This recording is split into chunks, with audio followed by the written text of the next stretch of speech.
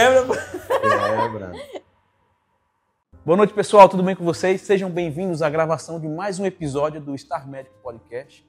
Esse ambiente legal, descontraído, que a gente traz convidados com histórias de vida surpreendentes para enriquecer mais, para a gente poder ter o privilégio de aprender com a vivência do outro, mas não deixar de compartilhar também nossa própria experiência. Não é isso, Marcelo? Com certeza, pessoal. Seguem a gente aí com a rede social, tem o QR Code no canto inferior da tela. Vamos aí no YouTube também acionar o sininho, as notificações. Esperamos que vocês gostem do conteúdo e cada vez coisas novas. Hoje a gente tem um convidado especialíssimo aqui. Não é verdade, Salvador? Ah, com certeza, Marcelo. Hoje a gente vai falar com nosso amigo Guilhermo. Guilhermo, seja bem-vindo. Obrigado pela sua presença e disponibilidade. É um prazer. Meu irmão querido. Guilhermo, de forma assim bem objetiva, quem é Guilhermo? E como é que começou o pensamento, essa trajetória sua de sair lá da Venezuela e estar hoje aqui sentado conosco em Maceió, Alagoas? Conta um pouco disso pra gente. Pois é, obrigado primeiro pelo convite. Imagina. Maravilhoso estar aqui com vocês. Eu gosto de conversar sobre essas coisas também, contar as histórias, tentar resumir. Vamos lá. Tentar resumir. É o grande desafio, né? É grande desafio, né? Bom, eu realmente saí da Venezuela diferente de como muitas pessoas pensam, né? Tipo, dizem, venezuelano saiu fugido, saiu correndo do governo e tal. Felizmente eu não tenho essa história que muita gente teve, né, realmente. Mas eu cresci em uma casa, minha família, meu pai era médico quando eu estava vivo, ele era cirurgião cardiovascular, minha mãe é dentista. Eu tive uma vida realmente boa, não posso me queixar da vida. Estudei medicina na casa de meus pais e tal. A minha decisão não foi uma coisa obrigada, foi mais uma questão uma decisão pessoal por um futuro melhor. Tipo, você pensa, eu estava formado já de médico e de cirurgia geral digestiva, recém-há 4 anos, estava trabalhando já em hospitais lá, mas eu não via uma perspectiva de crescimento econômico. Mesmo com o pai médico lá? Mesmo com tudo, eu tinha tudo com eles, mas assim, uma independência econômica eu não tinha. Uma trajetória que você queria ali. Exatamente, tipo, formar uma família, ser independente economicamente, você crescer profissionalmente. De repente, na época dos meus pais, que meu pai se formou fora, os amigos dele, os colegas também se formaram fora, eles conseguiram pegar uma época da Venezuela muito boa. Mas na minha época, já com o governo instalado e tudo, era bem difícil. Aí eu comecei a pesquisar as opções, né, para sair do país, já trabalhando como cirurgião. Porque eu conseguia pagar assim, as minhas coisinhas, meu carro, minha farrinha, só, né? Só, ficava por aí. Ficava por aí, não tinha como poupar, investir, não tinha como fazer isso. Aí, Brasil sempre me chamou muito a atenção. Eu já como cirurgião, eu operava como cirurgião plástico, que se formou aqui no Brasil. Aí eu comecei a pesquisar Brasil, também, México, Estados Unidos e tal, mas Brasil sempre me chamou muito a atenção. Tanto assim que eu comecei a estudar português. Já comecei a estudar português com um brasileiro, que dava aulas particulares lá. E aí ele me começou a dizer, olha, se você quer ir para o Brasil, tem essas cidades, tem essas coisas aqui. E me falou do programa Mais Médicos. Aí foi que me falou do programa Mais Médicos. E eu comecei a pesquisar, porque eu chamo isso a pílula da verdade, a pílula vermelha da verdade de Matrix. The Red Pill of the Matrix. Você toma a pílula da verdade e diz, velho, eu tenho que sair daqui para começar do zero. Exato. E a minha grande dúvida, eu falo muito com a Amanda, né? Para quem não sabe, a minha esposa conhece muito bem o Guilhermo. E assim, você tendo sido ali praticamente alfabetizado em inglês, que é o que a Amanda comenta comigo, então Guilhermo ele tem, né, como uma das línguas nativas o inglês. Por que não os Estados Unidos? Assim, é um grande questionamento que eu tenho na cabeça. Eu queria que você falasse pra gente, por que não Estados Unidos e sim Brasil? Só para saber, assim. É interessante que Venezuela tem uma influência americana muito grande. Tanto assim que a gente realmente foi muitas vezes para os Estados Unidos quando a gente está crescendo. É um voo de 2 horas e meia. Tem facilidade, o Bolívar e o dólar estavam bem naquela época. Dava para viajar muito para os Estados Unidos. E eu cresci lá, eu vivi 3 anos, de 1 ano de idade a 4 anos de idade. Então, a minha primeira língua foi inglês. Aí, quando a gente voltou para a Venezuela, basicamente não tinha essa necessidade. Eu nunca pensei em sair do país. Eu nunca pensei na minha vida que eu ia sair do país.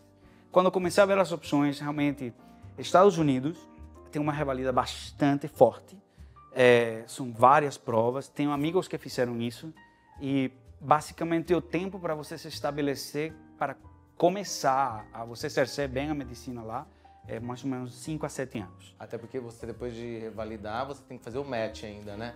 Tem que fazer uma residência médica para atuar como médico nos Estados Unidos. Exatamente. E para você conseguir entrar na residência lá, tem um grande amigo, um irmão, que é coloproctologista lá, que ele fez os steps, depois trabalhou 2 anos em investigação, em um laboratório, tipo research, né? E depois do research de 2 anos, fez o primeiro plantão da vida dele. Ele passou sei lá quantos anos estudando, depois trabalhando em research, e depois foi o primeiro plantão que disse, como é ser médico? E você falou assim, nossa, eu tô vendo meu amigo fazendo isso daí, será que eu quero também passar por toda essa trajetória? Exato, eu disse, eu não sei se eu quero passar por tudo isso. Eu realmente quero passar pelo meu processo e tal. Claro. Eu sei que vou ter que me adaptar a tudo, né?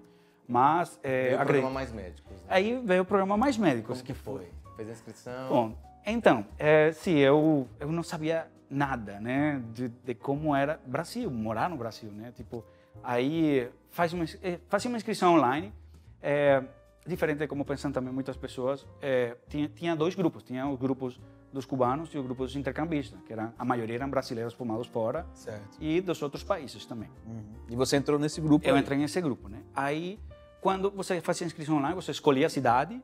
Aí eu escolhi a cidade com o meu professor, né? Aí, tipo, São Paulo, Rio, não, tá lotado. Mano, qual a cidade? Bom, tem Recife. Eu cheguei, foi em Recife. Aí, como é Recife? Bom, tem praia. Gostei. Gostei, né? Eu não sabia que eu não podia tomar banho na praia. Aí, tipo... Los tiburones. Los tiburones, exatamente. Mas aí, bom, tem praia, tem golfe, né? Que eu jogo golfe. Aí tem golfe, tem campo de golfe. E o clima, tal, tudo.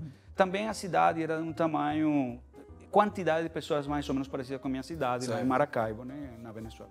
Então, assim, achei uma boa escolha e tal, vamos embora, conhecia ninguém. Eu cheguei, todo o processo do Mais Médicos, de chegar, tipo, uma polícia militar lá em Brasília, dormindo em beliche com outras pessoas, tal, você senta na cama e você pensa, o que eu estou fazendo aqui? O que eu estou fazendo aqui? Mas aí você pensa, cara, se eu tenho minha carga profissional, se eu me sinto profissionalmente preparado, vamos enfrentar a situação, tenho minha casa em casa, então, tipo, e você ficou sabendo da cidade, já sabia que era Recife ou foi outra cidade? Então, quando eu escolhi, aí foi Recife, mas você passava por um processo de aulas do SUS, aulas de português, prova, tal, para depois você chegar na cidade onde você estava. Aí a gente foi pingando, foi indo primeiro para Brasília, depois de Brasília fomos para Cabo de Santo Agostinho, depois para a praia, depois a gente foi para o interior de Pernambuco, para um hotel fazenda, enfim, todo um processo. Aí depois já encontrei meu apartamentinho e comecei a trabalhar lá em Recife. Ficou quanto tempo lá no programa Mais Médicos? Ficou quanto tempo? Eu fiz meu programa completo. Apesar de eu ter feito a revalida... Era 3 anos, né? Na época, era 3 anos com renovação de mais 3 anos. Aí você ganhava o certificado de medicina da família, um negócio assim? Sim, você tinha obrigatoriamente que fazer a pós-graduação, a especialização. A especialização de saúde da família era pela UPE, se não me engano, ou UFP, não lembro. Aí Alagoas apareceu como, assim? Acabei e agora? Então, eu fui no programa Mais Médicos e tal.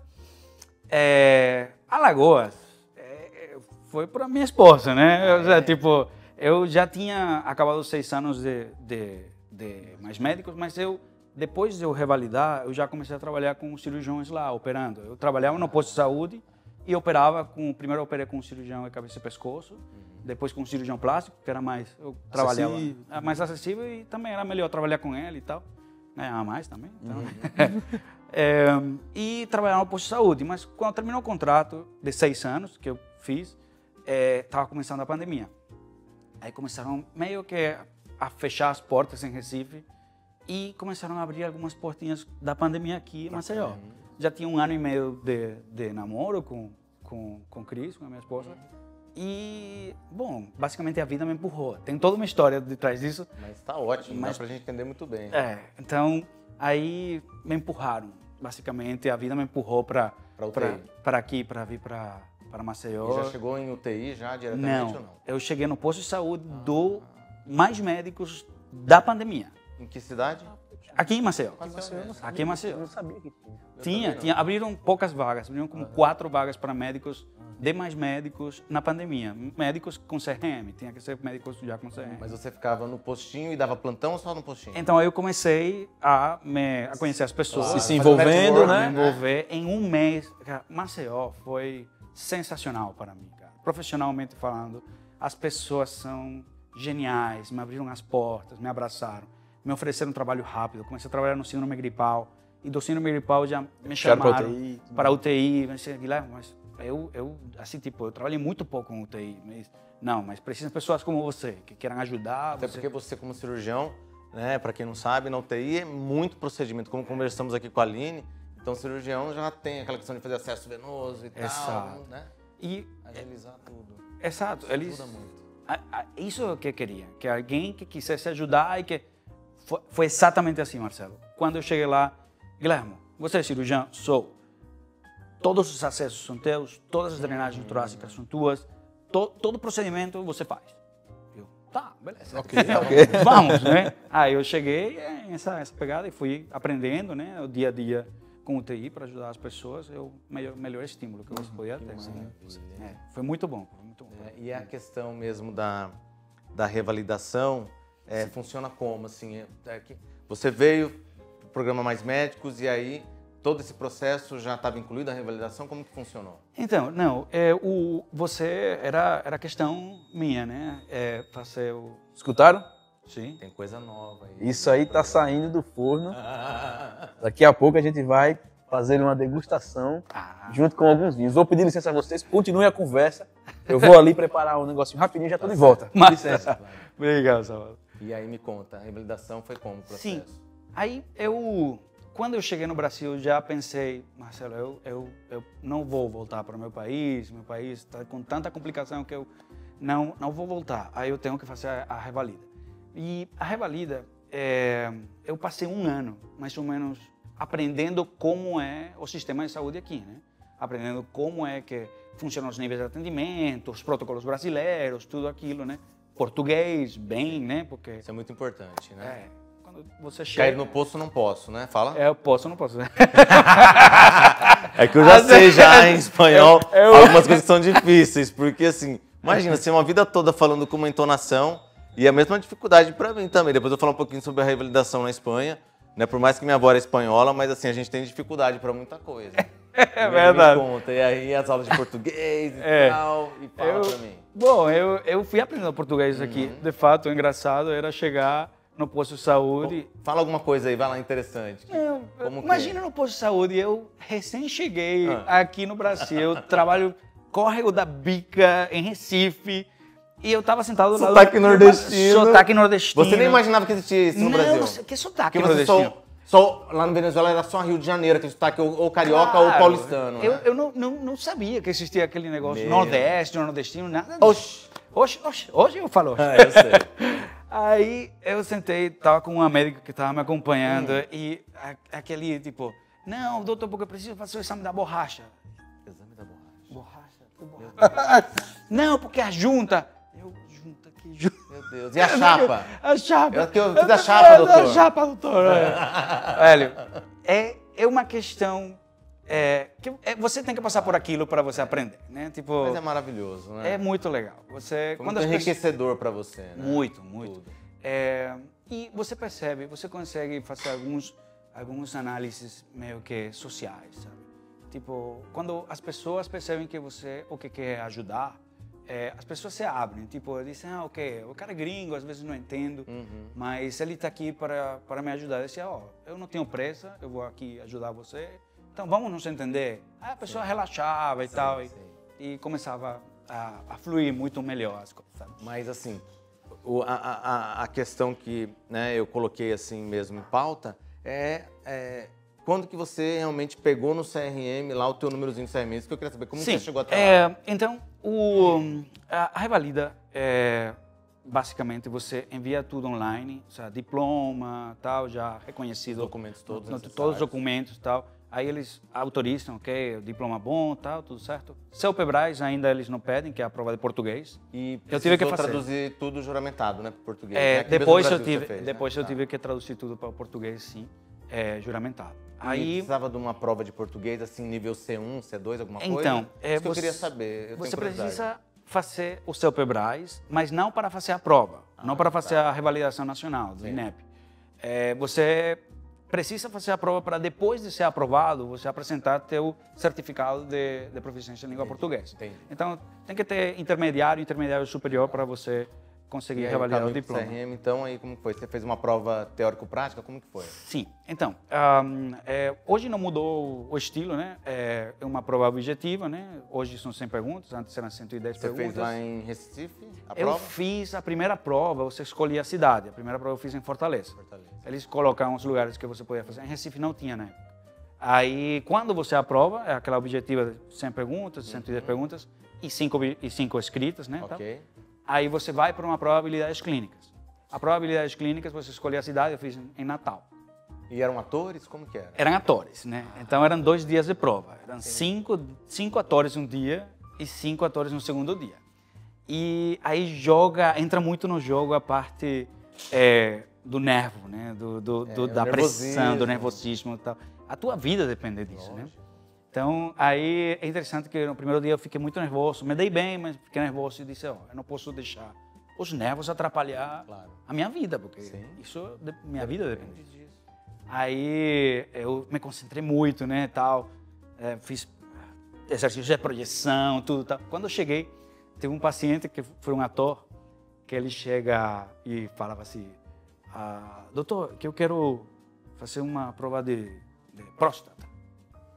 Aí, era um paciente jovem, né? Aí, como um ator, tu disse, olha, mas você é jovem, você não... E, de repente, o ator começa Aí, tudo certo. Não precisa você tem 35 anos, ainda não precisa. Tem algum antecedente? Não, doutor, não tenho antecedente. Aí eu olho para o avaliador, olho para ele e digo, olha, é o ator ou é o paciente que está tossindo? Aí ele, não, doutor, sou eu, estou com tosse. Toda a questão era que o cara era fumante e eu tinha que analisar a parte do cigarro, o vício, fazer Então todos você os tem que ver testes. o paciente como um todo, O né? paciente como um todo. Maravilha. E daí, sei lá, tirei 9, 10, porque eu consegui aquele detalhe. E a tua formação na Venezuela ajudou a ver esse paciente como um todo no Brasil? Você acha? Que Com ajudou? certeza, com Que certeza. A melhor coisa que eu fiz profissionalmente na minha vida, antes ou depois de medicina intensiva, foi a minha residência de cirurgia. Passei 4 anos infiltrado dentro do hospital de segunda-feira. Mas você saiu da faculdade e já entrou na residência direto ou chegou a trabalhar em postinho lá na Venezuela? Eu tive que trabalhar, é obrigatório na Obrigatório? Venezuela, Quanto tempo? um ano, Um ano. trabalhando em E na em mesma área cidade? rural. Na mesma cidade que você Tem estava? que ser na tua área, né? Mas tem que ser no interior. Eu trabalhei em um hospital pequeno que tem uma urgência que chegava tudo. Caramba. Tiro, parto, atendi mais de 50 partos, Uau. tipo, convulsões, tudo, chegava tudo.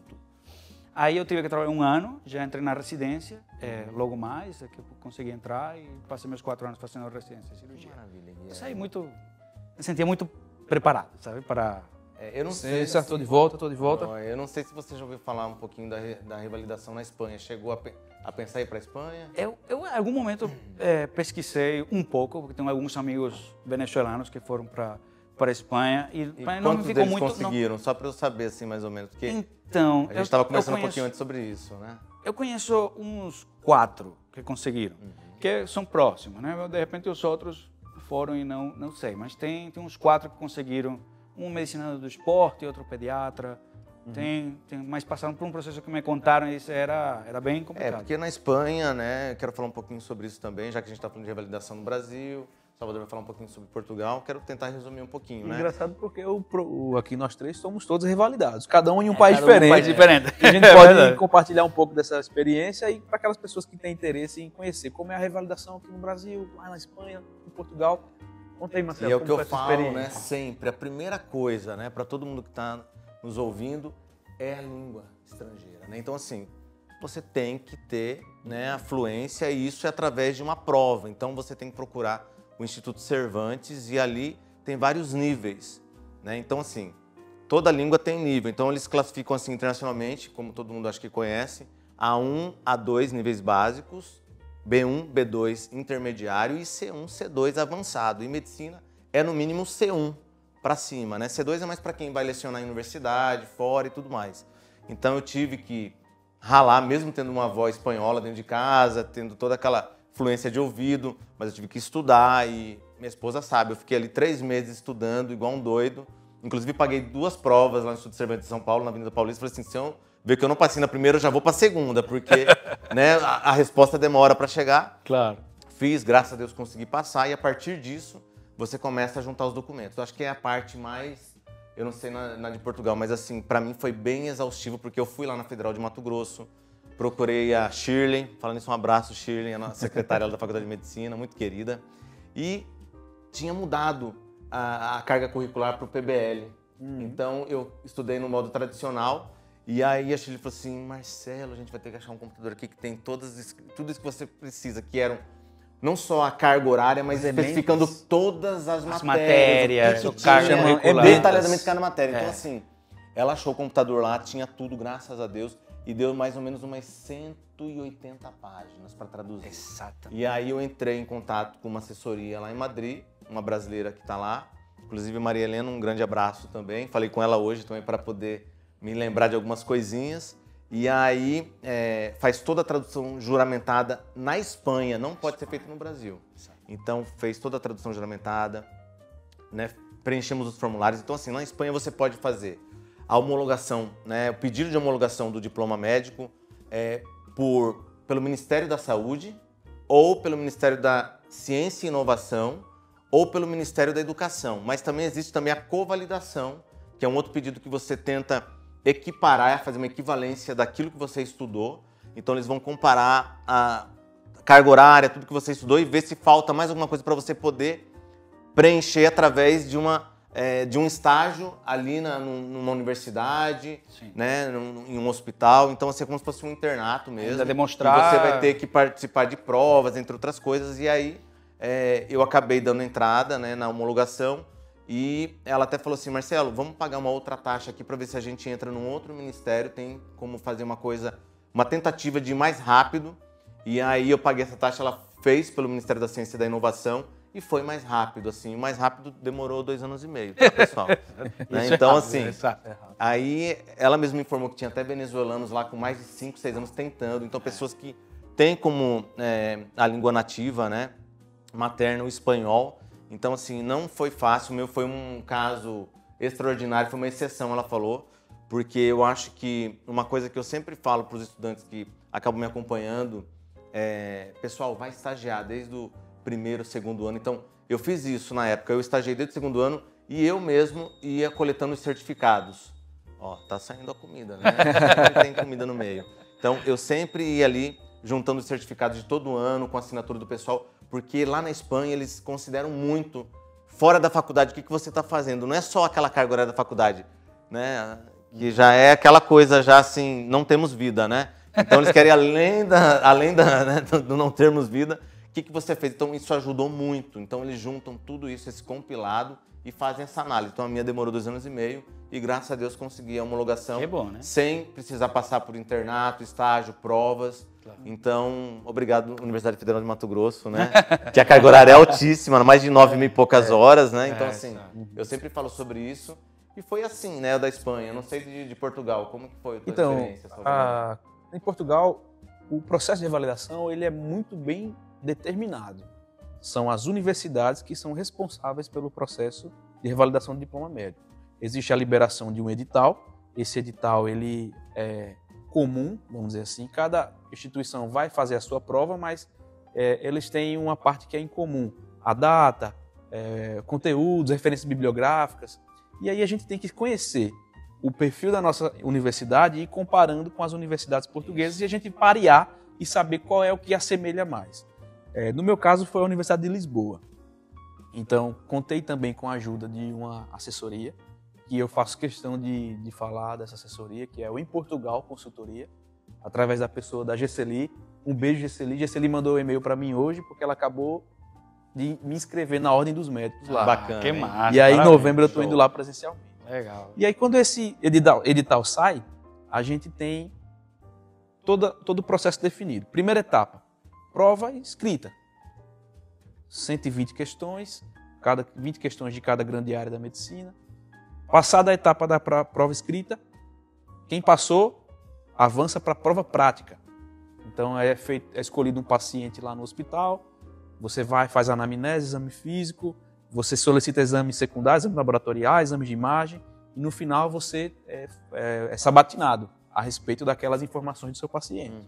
São 2 ou 3 avaliadores. Passada essa segunda etapa, tem a apresentação da tese. Porque, não sei como é lá na Espanha, mas a gente tem um mestrado integrado. Todo mundo que se gradua em medicina não é bacharel, é mestre. E aí, Excelente. como tem esse título embutido no processo de validação, a gente tem que apresentar uma tese. E a terceira etapa é a apresentação da tese.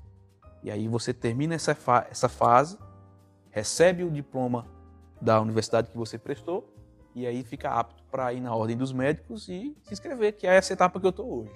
Né? Então, de forma bem sucinta, é isso aí. E aí depois vem o processo da revalidação da especialidade. Ah, Salvador, você já vai embora? Eu falo, não vou, né? Assim, não sei nem se eu vou. Talvez eu vá, talvez eu não vá. Mas a tem questão opção, agora, né? Tem opção. Esse é o que não tem preço, tem opção. Claro. Revalidar a especialidade, aí é outro processo. Outra história. Aí já não é com as universidades, já é com a Ordem dos Médicos. Então eles vão escolher ali um grupo e vão dizer assim, olha, tem um Salvador que ele é cirurgião coloretal, que chama lá. Avaliem ele aí, vê como é que ele está, se ele tem condições de exercer já cirurgia coloretal aqui. E aí eles vão avaliar. Como é? Não sei. É da cabeça dos caras lá. Chegando Então, lá, Também é a mesma coisa, que é tô aqui. fazer todo o reconhecimento do título de especialista, também tem que passar por outras provas, outras avaliações. É uma dificuldade, né? Até para quem tem a parte de cirurgia, eu fiquei sabendo que você tem que até ir atrás de tudo aquilo que você operou para mandar para... Então, assim, é uma dificuldade muito grande. E quando nós revalidamos, homologamos o diploma médico na Espanha, não somos considerados mestres, né? Então a gente não ganha o master, né? Mas eu, como sou brasileiro, já na hora que eu já acabou de homologar, eu falei, mestrado em dermatologia, já fui atrás, já consegui entrar, fiz o meu mestrado na pandemia e deu tudo certo. Que bom, E aí, estamos aqui. E só para concluir essa fala, o processo é feito para durar 1 ano. Porque todo ano sai edital novo. Claro. Então, em 1 ano, é possível realizar as 3 etapas. Não entendi.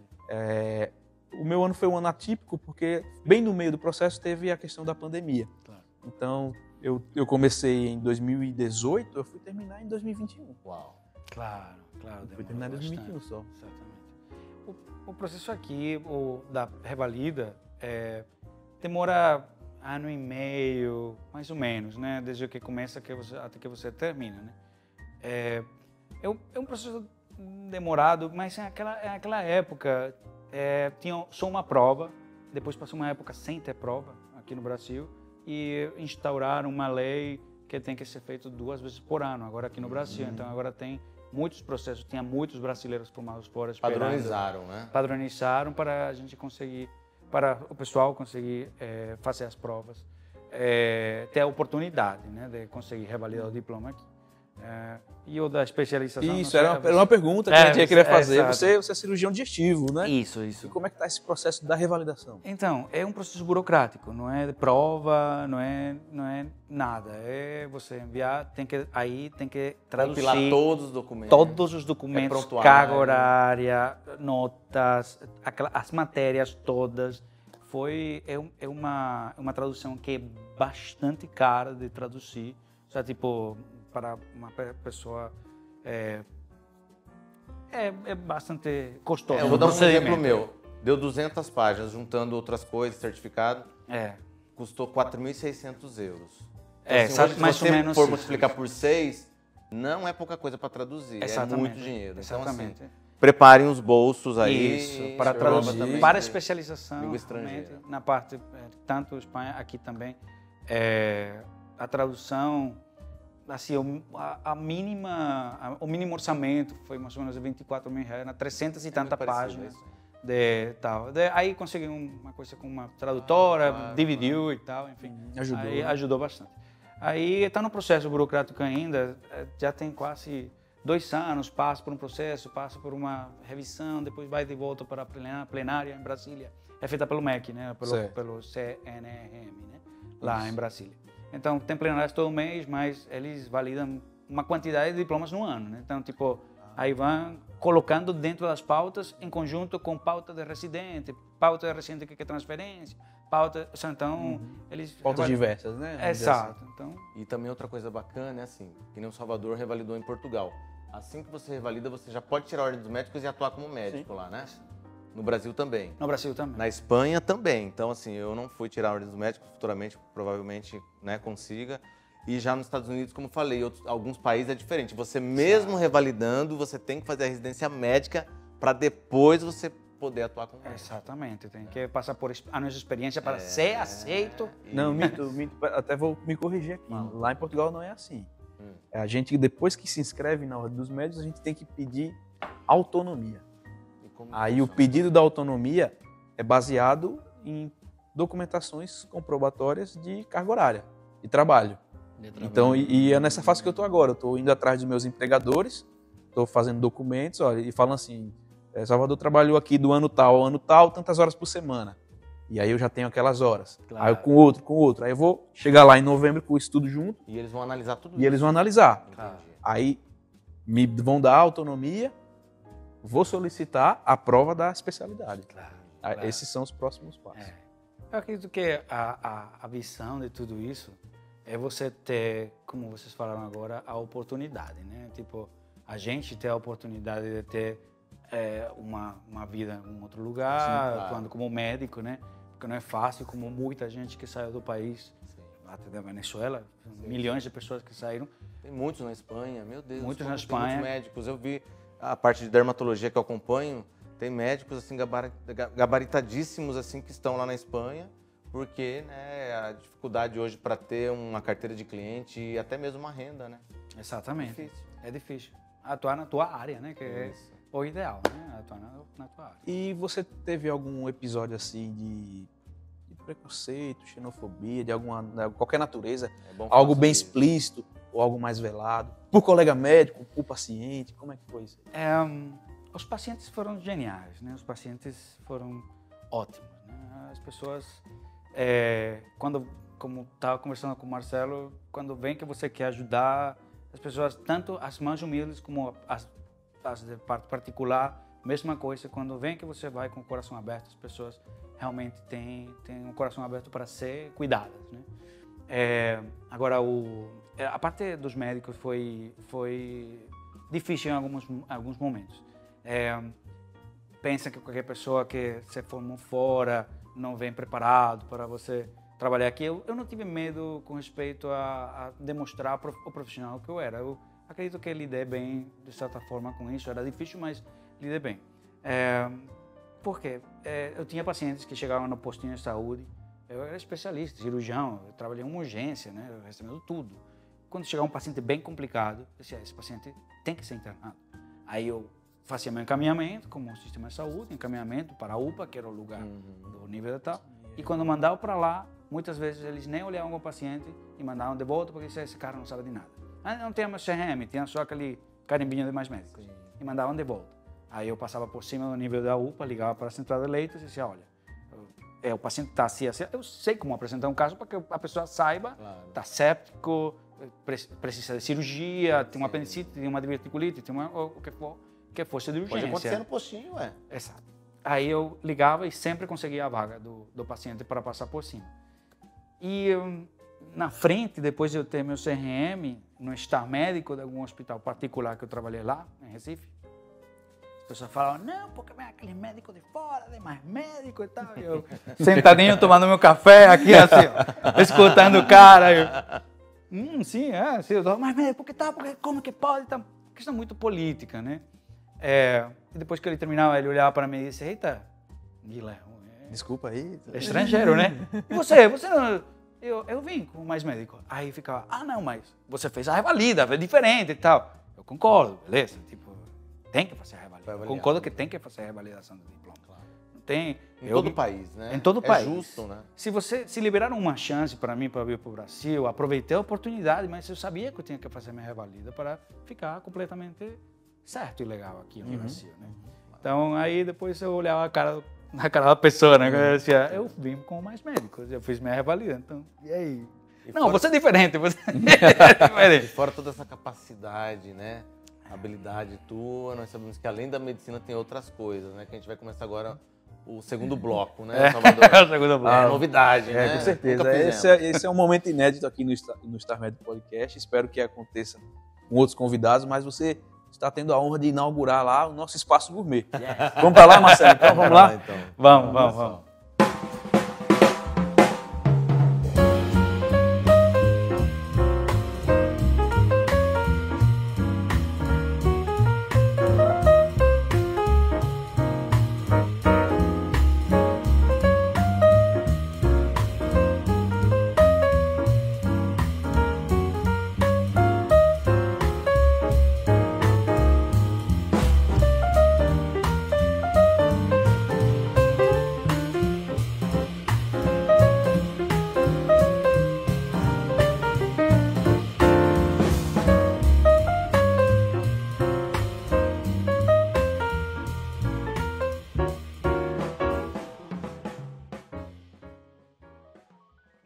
É isso aí, pessoal. Voltamos aqui para esse espaço gourmet, inaugurando, né, com o Guilherme aqui, Salvador. Estamos muito felizes de ter todo mundo aqui junto para poder falar um pouquinho de outras coisas. Sabemos que o Guilherme ele é sommelier internacional, ele vai falar um pouquinho sobre isso. E a gente tem um pouquinho de algo aqui de entrada, só para combinar um pouquinho com os vinhos. Temos aqui uma torta de limão que vai ser para o final, lógico, né, com um pouquinho de merengue, a brusqueta do Salvador e o carpaccio da Amanda, minha esposa, né? Perfeito. E me fala um pouquinho, Guilherme, como que surgiu essa paixão pelo vinho? A gente sabe que você tem outras paixões também, o golfe, a crossfit. Daqui a pouco ela tá pulando de paraquedas daqui a pouco, né? Não posso, tenho uma filha de 2 meses. Agora não posso pular de paraquedas. Mas conta um pouquinho, como que foi essa questão do vinho? Vem de quem aí, essa paixão? Sim.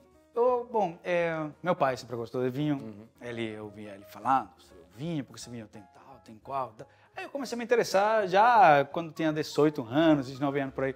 Eu fui atrás de vinhos diferentes para presentear ele e tal. E comecei a estudar. Ganhei um livro de vinho, comecei a estudar. Tal. Faz mais de 20 anos, né? Que eu fui fazendo cursos, degustações e tal. E aqui, já no Brasil, aqui em Maceió, eu pensei, vou me certificar. Vou me certificar. Nos últimos anos eu tirei o certificado porque eu não queria ser só mais... Curioso, né? Curioso do vinho. Eu queria aquele cara que gosta de vinho, que sabe de vinho. Eu queria me certificar para dizer, ok, eu quero estudar um pouco mais e quero ser profissional do vinho, né? Que é uma paixão, né? Um hobby ótimo. Quem diga diferente, bom, certo? Mas para mim é... respeito mais exato. E aí, depois de ter tirado o certificado, quer dizer, antes disso, você acabou formando um grupo chamado Confraria Friends. Wine Friends. Como que funciona tudo isso? Explica um pouquinho pra gente. Depois de tirar o certificado da WSET, né, que é a Wine Spirits Education Trust, e da Associação Brasileira de Sommeliers, né? Parabéns. Obrigado, é ótimo, né? Prova, tal, tudo. Eu criei a confraria Wine Friends porque eu queria organizar uma degustação que fosse mais descontraída, que fosse mais fácil para as pessoas entender vinho, que não pensem que todas essas coisas, que tem que ser requintado e tal. A gente toma vinho como toma uma cerveja, como toma qualquer outra coisa. Então, assim, eu olhava as pessoas que explicavam vinho com muita arrogância. Eu disse, não, o vinho não é isso. O vinho é mais amigos, é amizade, é compartilhar. E, bom, o Marcelo foi para a primeira confraria Wine Friends. Primeira confraria Wine Friends, ele estava lá, uma mesa só, todo mundo sentado, depois de 3 taças de vinho, todo mundo amigo. Todo mundo conversa e tal. E organizei a primeira degustação harmonizada de vinhos aqui. Já a gente fez 9 degustações, já cresceu de uma forma, fizemos em muitos restaurantes, o último foi no Pico La Villa, vai ser o próximo também. E você separa assim, vamos dizer, quantos tintos, quantos brancos, rosés, como que funciona? Exato. Então, a degustação é às cegas, né? Uma degustação que eu cubro a garrafa para ninguém saber o que está bebendo, Aí eu faço Faz um a gincana, espumante. faz a gincana, né? Que é legal. Você cobre. Exato, e você serve e a pessoa não sabe o que está bebendo. Então, um espumante, 2 ou 3 brancos, um rosé, 4 tintos em sequência, o mais leve, o mais encorpado, e as pessoas vão sentindo as sensações, vão conseguindo sentir o que eu vou dirigindo as pessoas a sentir. Vocês sentem acidez, sentem alguma coisa que a gente vai fazer aqui hoje, vai ser massa. Então, as pessoas como que se desprendem um pouquinho do rótulo, é caro, é barato e tal, e mais ficam mais em mindfulness, no momento presente do que estão sentindo. Surpreende as pessoas, porque é isso que ele está falando. Né? Eu, como uma pessoa que não sabe nada, mas você vai e você começa a entender o que é uma coisa madeirada, uma coisa mais alcoólica, o que é algo mais floral. Então, essas coisas, o Guilherme, é o que ele falou, ele vai nos conduzindo ali como um professor de autoescola, né? E aí você vai entendendo até mesmo sobre os países, porque muitas vezes a gente não sabe que num país tal tem um vinho daquela maneira que é produzido, né? A mesma uva é diferente em um país e o solo outro. muda, tudo, né? É outra sensação, outro sabor. Exatamente. A mesma uva Chardonnay na Borgonha, que estão feitos grandes Chablis, é diferente daquele Chardonnay que é feito na Califórnia, que passa por barril, e são uvas, mesma uva, diferente país, diferente situação geográfica, diferente altura, clima, etc. E que faz a diferença. Você preparou o que, mais ou menos assim, pra gente? Então, vocês convidaram a comida, eu tive que harmonizar, adaptar, né? Mas pratos italianos, né? O carpaccio, que vem da Venécia, né? 1800, 1900 e tanto, que no Harris Bar, acho que é lá no Vêneto. Como filho de italiano, eu nem imagino. Depois eu vou ler. Eu gostei da história. Acho que é o Harris Bar, se não me engano. Que o cara criou o prato para uma cliente lá na Venécia, né? A bruschetta italiana, prato de todos os dias, italiano, super tradicional. Então, eu pensei em trazer 2 vinhos italianos para a gente harmonizar.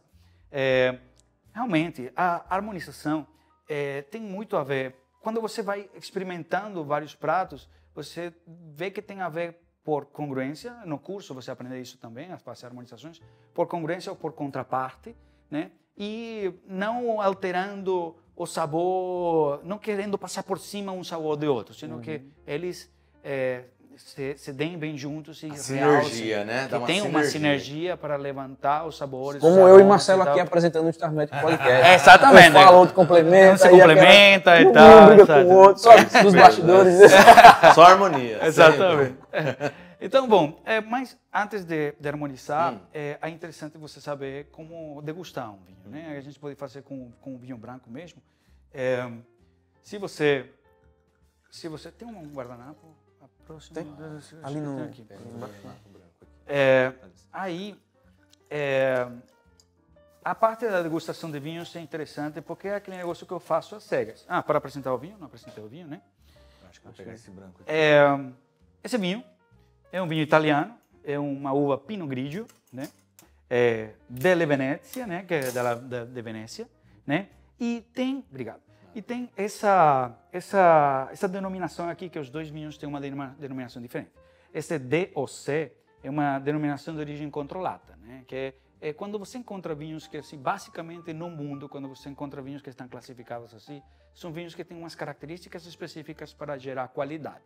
Então, é uma denominação de origem controlada de Venécia, que tem as regras específicas daquela denominação para que o vinho seja de qualidade, né? Para você conseguir ter essa denominação. Então, eu coloquei esse vinho, Levorato, o nome dele, porque, como falei, a gente vai degustar pratos italianos e eu pensei a gente degustar tanto com o branco como com o tinto, para você sentir a diferença de um vinho. E a questão do vinho ter a rosquinha, que é para rosquear, e a rolha, muda em quê? Só para quem está nos vendo ali, assistindo, para entender. Então, o negócio facilidade para abrir, né, primeiro, né? Então, facilidade para abrir. O mais importante de um vinho é você conseguir abrir para beber o vinho, com certeza. De fato, todo sommelier tem a sua... seu abridor. Até porque existem muitos tutoriais na internet para abrir o vinho sem o abridor, viu? Então procurem que vocês vão descobrir. Tem várias formas. A rolha, ela é tradicional, né? Ela é feita, como se chama, com material de uma árvore específica e tal. Mas hoje em dia tem muitas rolhas sintéticas também. Também conservacionismo, né? Tal, né? Enfim. Mas a diferença da rolha de rosca, da rosca com do screw cap com a rolha é nenhuma. Nenhuma. Tradicionalmente, os vinhos mais caros provavelmente vai ter uma rolha de cortiça. Mas, tipo, definitivamente não faz diferença com vinho. Tem vinhos que são excepcionais e são de rosca. E aí eu tô lá em casa, eu que não sei nada. Então, assim, a pessoa que está lá também, né, nossos colegas, os estudantes de medicina, quem está nos assistindo, não sei nada. Acabei de abrir um vinho de rosca, lógico, né? Porque às vezes eu não sei nem como abrir. O que eu tenho que primeiro fazer? Eu coloco então na taça, com cuidado, lógico. E aí eu tenho que fazer o que primeiro? Eu tenho que olhar o vinho, eu tenho que cheirar. O que eu tenho que fazer? Ficar balançando? Vamos passar pelos steps da degustação. Uma direção para... Primeiro, a temperatura do vinho, né? A temperatura do vinho, como se chama, o branco, um pouquinho mais geladinho, uns 10, 12 graus. Na verdade, espumante 10 graus, 12 graus. Está bem como se um vinho branco. Como estamos num ambiente que está frio, climatizado, né? Climatizado e tal. E os vinhos tintos, mais ou menos de 15 a 18 graus, dependendo da complexidade. Maravilha. Aí, quando você pega o vinho branco, você vai primeiro ver a coloração. Você vai ver se ele não está sujo, né? Frente, né? Se você consegue colocar um fundo branco, aí você vai ver realmente a coloração real. Ele é um amarelo pália, né? Bem transparente o vinho, né? O vinho branco, quando ele envelhece, ele fica mais escuro. O vinho tinto, quando envelhece, ele fica mais clarinho, né? Então, é um vinho que, pela uva, você vê que é uma uva leve, que é uma uva que, realmente, pela cor, você consegue, muitas vezes, ver que a uva pode ser mais levinha ou mais encorpada, dependendo da densidade do vinho. Aí você vê a coloração e antes de você sentir os aromas do vinho, antes de você girar a taça, você sente os aromas primários. Então, esses aromas primários vão ser aromas de frutas. Geralmente, a primeira coisa que você sente são frutas. Frutas tropicais, frutas um pouquinho amarelas, ácidas, né? Geralmente limão, esse vinho, limão, abacaxi um pouquinho mais leve, maçã. Me ajuda, Deus. Então, os aromas... Olha o tamanho do meu nariz, o maior que de todo mundo aqui. Os aromas é o mais difícil do vinho, porque você não consegue sentir um aroma que você nunca sentiu. Então, tem elementos de comparação. Exatamente, você tem que ter algum ponto, né? Então, quando você gira a taça, você vai exaltar um pouquinho mais esses aromas, né? Que entra mais em contato com o oxigênio e o vinho vai mudando. Aí você já sente muito mais aquele limão, aquela maçã e aquele abacaxi. Basicamente, esses... Tem um tom floral também. Tem um tom floral. E bem mesmo, muito mais. E depois, a melhor parte, né? Brindar primeiro. Vamos. Saúde. Saúde. Viva o Star Médico. Saúde por Deus, Star Médico. Muito Tchau, obrigado por ter me convidado e tomar um vinho em cima. Aí é ótimo. Saúde. Saúde. Aí você experimenta.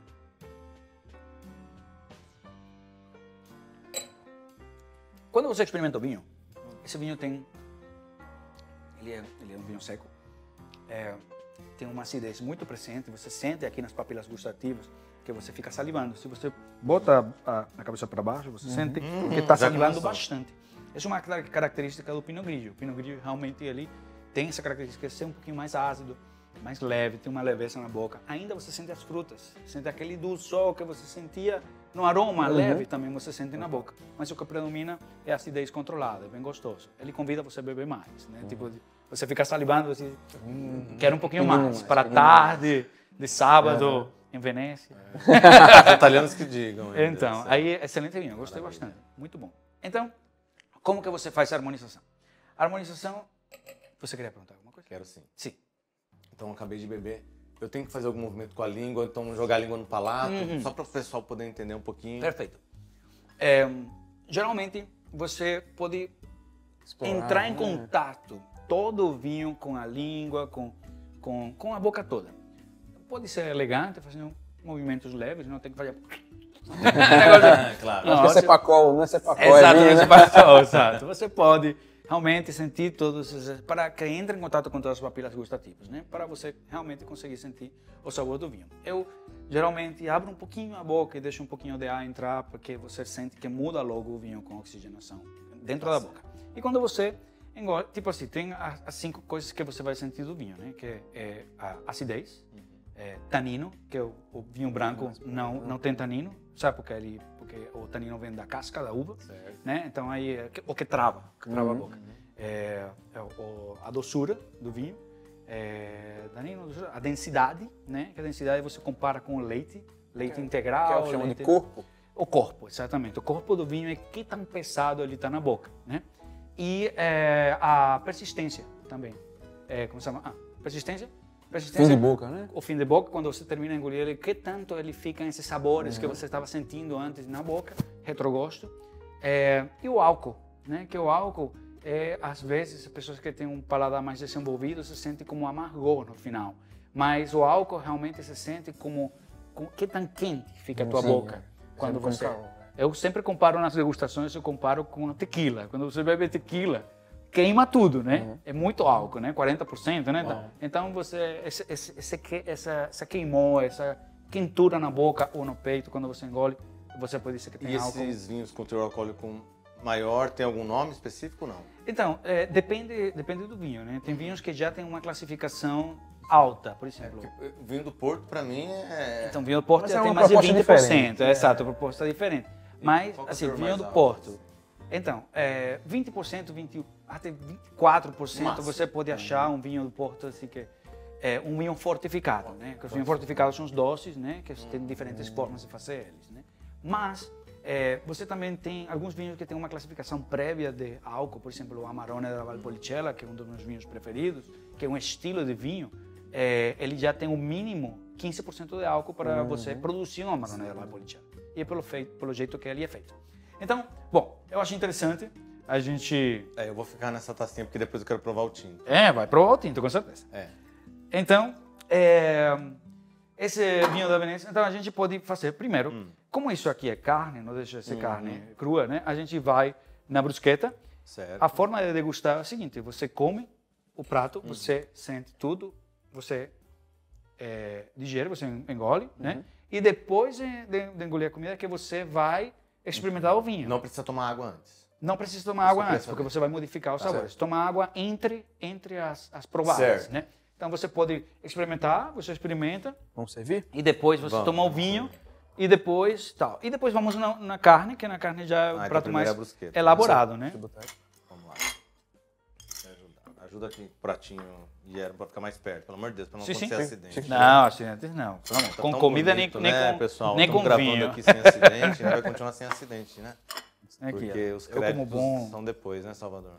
como bom raiz, eu venho aqui, pego assim com a mão. Isso que eu ia falar, eu também ia pegar, eu quero pegar com a mão com a também, mão, porque eu acho que é Vamos mais fazer uma fácil. barriguinha.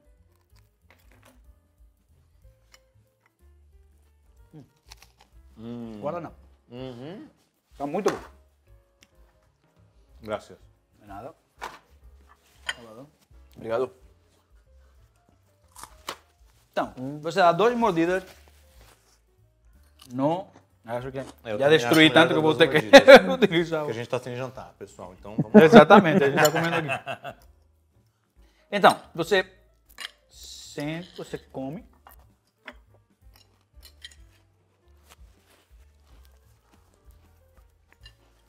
E depois de engolir, aí você pode experimentar o vinho para ver como se realçam os sabores.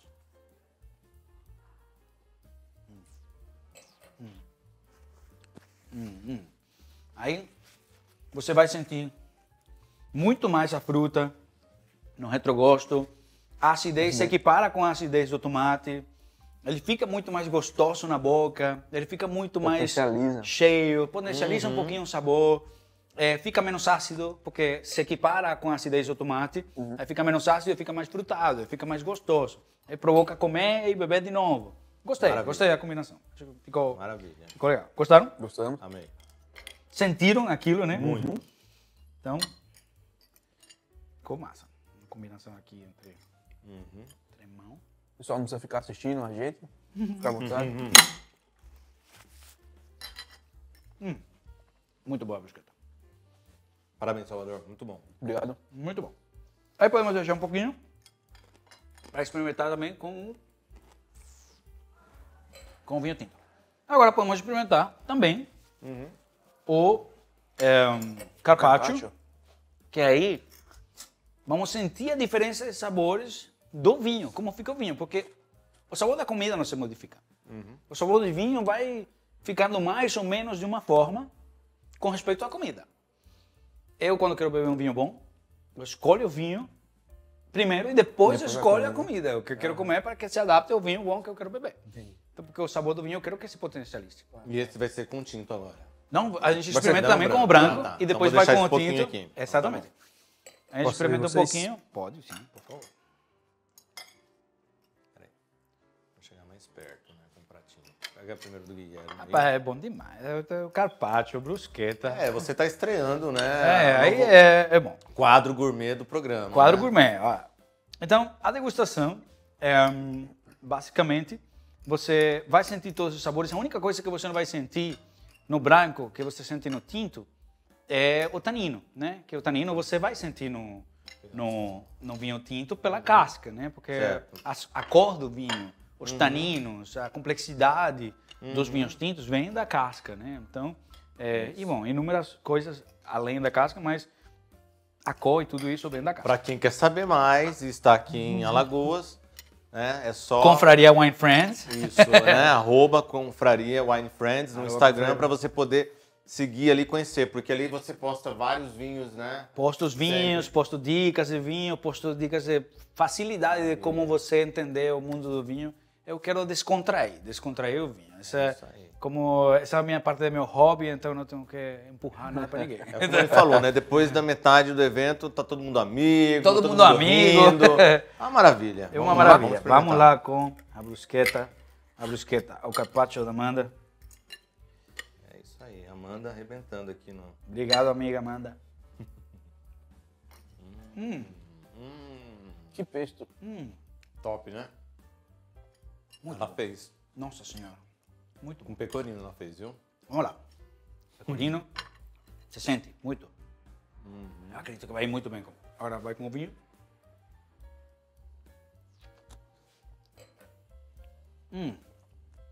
Ok. A sensação diferente foi que ele se equilibrou. Ele não realçou o sabor frutado, mas bem ele equilibrou o sabor pesado do pesto. Exatamente. É Incomodou o diferente peixe. mesmo. Exato. Ele fez um equilíbrio do pesto com o pesto, porque o pesto é muito forte. Então, ou você bebe ele com um vinho branco, ou você bebe ele com um vinho fortificado também, porque o sabor é tão forte que você tem que contrarrestar ou tem que equilibrar. Contrarrestar o salgado com um vinho fortificado ou faz com um vinho mais leve, que não vai passar por cima do sabor. Ele se equilibrou um pouquinho. Ficou bem. Ficou melhor com a bruschetta que com o carpaccio. O que vocês acharam? Sim. Aí agora que eu vou pro tinto, eu já posso beber uma água. Pode certo? beber uma Eu água, achei que exatamente. ele foi melhor com a brusqueta, porque eu consegui perceber mais elementos do vinho quando eu degustei com a brusqueta. Exatamente. Aqui se apagou. O pesto, ele roubou muito do paladar. Exatamente. O vinho ficou suave, elegante, mas não se compara a percepção de elementos florais, frutados e tudo mais Exato. com relação a... Ficou muito melhor com a brusqueta. Perfeito. Bom, Agora nós temos o tinto aí, né? vocês podem beber um gole de água também para limpar um Já pouquinho o bebi, paladar. E eu vou... Já que o Marcelo trouxe o decanter. Isso, explica um pouquinho o decanter pro Então. pessoal entender. O decanter, ele tem duas funções. Resumindo rápido, o decanter você utiliza para vinhos muito velhos, mais de 10 anos, 8 a 10 anos, vinho que está guardado faz muito tempo. Você consegue servir o vinho e ir olhando para ver se sai a borra, aquele sedimento. Na hora de sair o sedimento, você para, né? E você deixa ele assim em pezinho para que o sedimento vai caindo e depois você consegue se servir mais. Então, dessa forma, você consegue separar o sedimento do vinho sem chacoalhar muito ele e tal qual.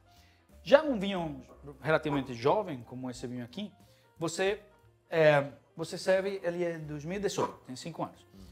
Você serve ele no decanter para ele entrar na melhor qualidade dele para tomar, para beber ele. Porque ele entra em contato com muito oxigênio. Então você coloca no decanter, você vê que tem essa base ampla, porque esse vinho fica aqui assim, todo muito mais exposto ao oxigênio. Verdade. Né? Superfície Se de fosse- contato, né? A superfície de contato do vinho fica muito mais em contato com o oxigênio. Aí ele fica oxigenado mais rápido e ele abre, libera o álcool, libera os aromas e é mais rápido para beber. A gente pode decantar todos os vinhos. Tem um cara que se chama Maximilian Riedel, que faz os melhores decanters do mundo, provavelmente. E ele decanta tudo. Ele tem uns decanters assim, lindos, Bico de assim, cisne, pescoço de pescoço de cisne. cisne, coisa e tal, né? Legal. Então, aí você faz. Dessa vez eu não vou fazer isso, mas geralmente você pode vinificar o decante e vinificar cada uma das taças. A gente até poderia fazer. Só um pouquinho, só para o pessoal ver. Então você faz assim, você serve um pouquinho de vinho, você Agita um pouquinho. agita um pouquinho o Gira. decante, você molha ele com aquele vinho para ele deixar vinificado, né? Essa taça aqui tem um vinho branco, né? Eu posso servir um pouquinho desse vinho. Já vê como que ele tá já. Você que Aí você o faz especialista. a vinificação dele. Aí você serve esse aqui, que tem um pouquinho, acho que tem um pouquinho de vinho branco ainda. Pode beber. Os professores dizem para não limpar com água. Eu boto água e bebo água, mas isso é quando a gente vai beber muito vinho. Aí você consegue vinificar essa taça também. E aí já vem pra minha. E vem aí pra ele tua. fica minha. Maravilha, porque aí vai ficar top, né, depois, né? Aí você já vai fazendo fica um vinho vinificado Para receber. para receber Eu mesmo. o vinho. Pode ficar. Então, a gente pode decantar um pouquinho ele. Aí esse daqui eu desprezo, certo? Como? Esse daqui despreza. Não, pode beber. Pode, né? beber mesmo. Pode beber mesmo. A gente serve Tá certo. do decanter, né?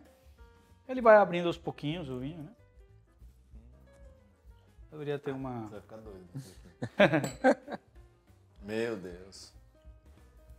Então, esse vinho aqui, não apresentei ele, é um vinho italiano também, Villa Montecristo Collection. A uva é Sangiovese, que é uma uva italiana mais plantada na Itália.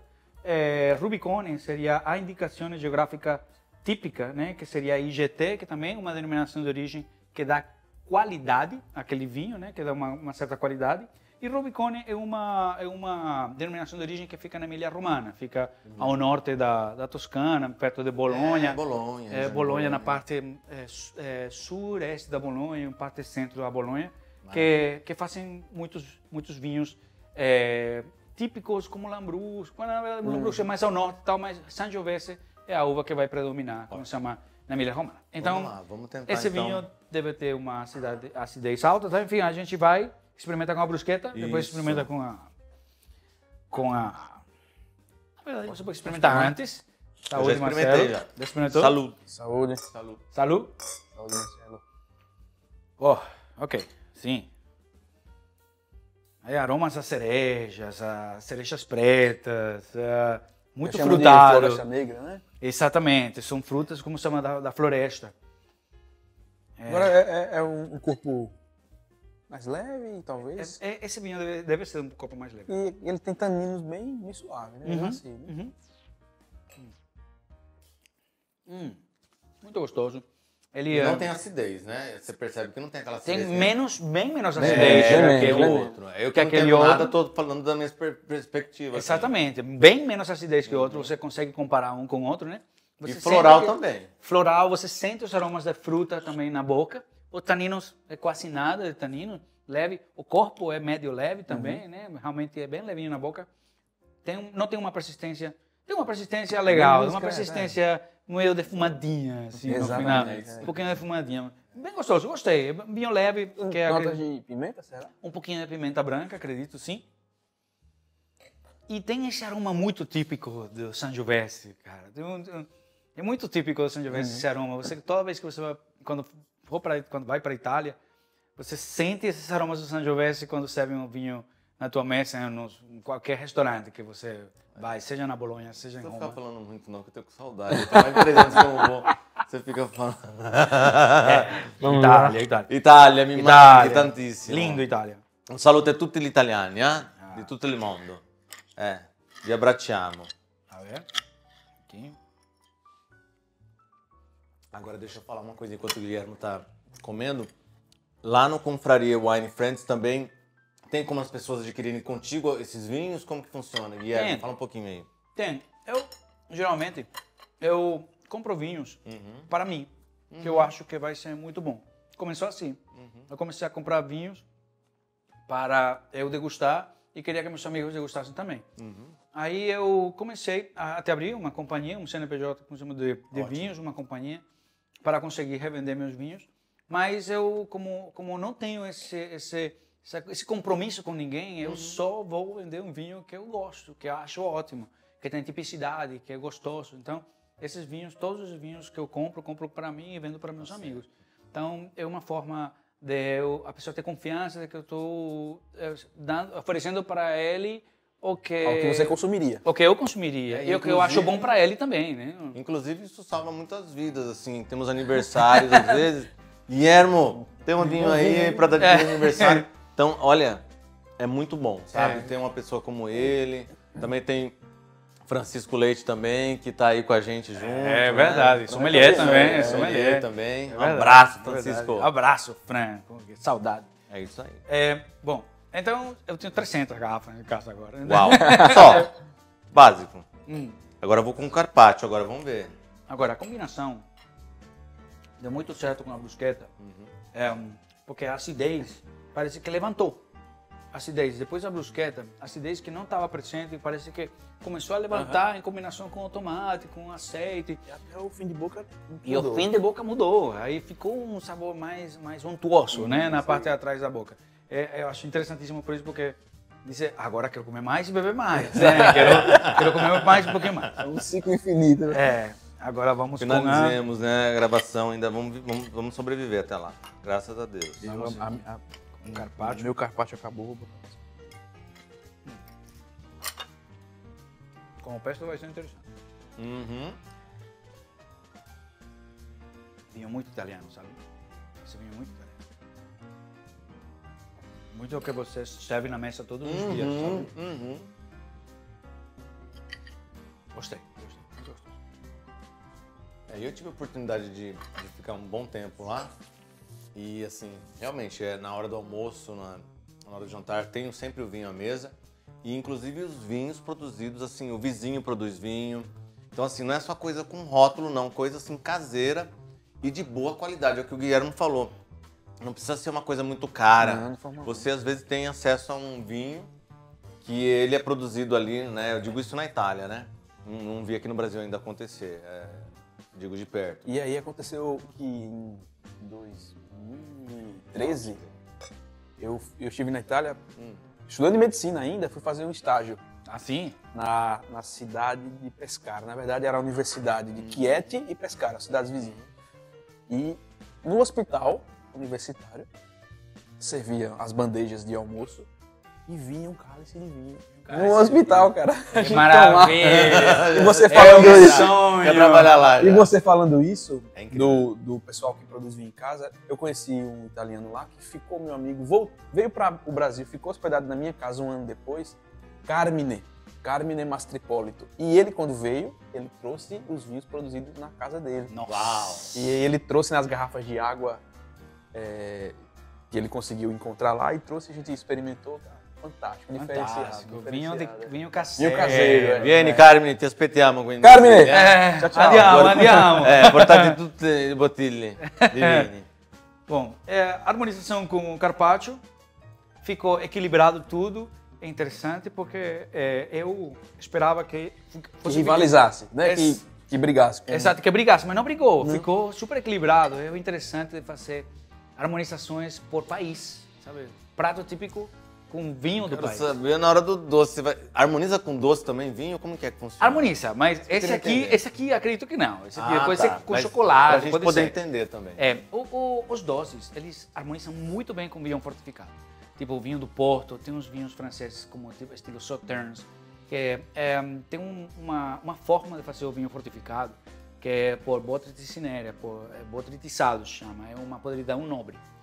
Acontece muito em Bordeaux, na parte do sul de Bordeaux, e entre dois mers, que é uma parte no meio de Bordeaux, que tem uma condição climática ideal para que esse fungo cresça, faz uma podridão nobre, basicamente desidrata as uvas, ela fica mais concentrada de açúcar, quanto mais açúcar, mais álcool, e fica uma acidez com doce, com álcool. Que é o característica licorosa. Exato, licorosa. Aquele licoroso. Então, esses vinhos desse estilo fica muito bem assim com sobremesas, com gelato, com tortas, assim, a gente tem várias formas de harmonizar, né? Eu já harmonizei vários vinhos doces com com doce, fica muito legal. Então a gente vai deixar a sobremesa para Para os créditos, né? Exato. créditos, né? Guilhermo, queria que né, você falasse um pouquinho sobre a assessoria sua de revalidação e tudo mais. Como funciona? Tem um arroba, tem um Instagram? Sim, o meu Instagram é Dr. Guilhermo Melendes, né? Guilhermo com 2 L's, tá? Guilhermo com L e L, exatamente. E Melendes com Z. O pessoal me escreve toda semana no Instagram de várias partes de Latinoamérica para perguntar como é que é o processo de revalida, porque realmente as pessoas que não moram no Brasil não sabem como é o processo, não sabem que existe um edital, não sabem que tem que entrar para ver as características. Não? Até porque tá tudo em português, Tá não tá tudo em em espanhol português. nem em inglês. E assim, tipo, como é a data, quando é a data, é com antecedência, não sabem muito bem quais são essas informações importantes. Aí eu abri uma assessoria, que eu faço uma assessoria de 1 hora, uma videochamada, para as pessoas, orientar as pessoas qual seria o processo, onde procurar informação, o que é um edital, o que é o que você precisa saber. Dar um norte, né? Dar um norte. Uma orientação básica. Exato, e a pessoa já sabe, ok, Brasil é assim. Como é a vida do médico no Brasil, né? Que é uma coisa que muita gente não sabe como é. A gente, graças a Deus, tem sorte, entre aspas. Sorte, digo entre aspas, porque a gente cria a sua sorte, né? Eu que digo que eu tenho sorte de ter encontrado Salvador, Guilhermo, outras pessoas aqui em Maceió e Amanda, né? Exatamente. Porque a gente tem realmente visto uma família, né? No meio desses colegas e amigos, né? Irmãos, a gente pode dizer. É verdade. Eu até falo pro Guilhermo toda vez, hermano. E a gente só tem a agradecer aqui a presença do Guilhermo, de ter trazido todo esse conhecimento, não só do vinho, mas também da experiência dele. Então, assim, eu não conhecia tudo isso que ele comentou aí e tem muita coisa ainda para falar. A gente vai marcar outras confrarias, Podemos não é verdade? confrar, com certeza. Né? E você Vamos é sempre marcar. bem-vindo aqui. Muito obrigado. Salvador também, se quiser falar Claro, uma coisinha. Guilherme, obrigado pela tua presença, cara. É um cara que, além de ter uma história de vida que é muito característica, chama muita atenção, passou por situações que podem ser referência para outras pessoas, ele é um cara que chega nos lugares, tem habilidade social, conversa, faz amigos. Por quê? Porque é o cara que traz um vinho pra festa. Por isso que ele vai ser sempre bem-vindo.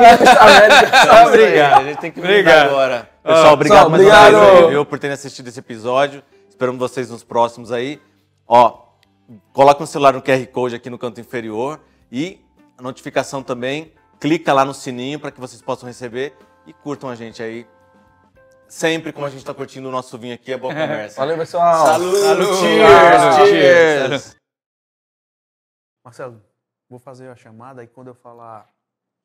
Não é isso, Marcelo? Aí você faz a questão do QR Code, beleza? Você fala, na rede social, QR Code, beleza? A receita desse peixe, cara, eu preciso. Amanda. Tá de brincadeira. Amanda! Fala igual na Itália, Amanda. Tá muito Amanda. bom. Tá muito bom. Que isso, cara, absurdo. Vai dar mais de 1 hora, vocês dão um jeito de editar, mas é a primeira. Tá Foi bom, muito né? bom. 1 hora aí? Tá bom. Tá bom. Você acha que é melhor dividir em bloco? Você acha que é melhor dividir em 2 partes ou não?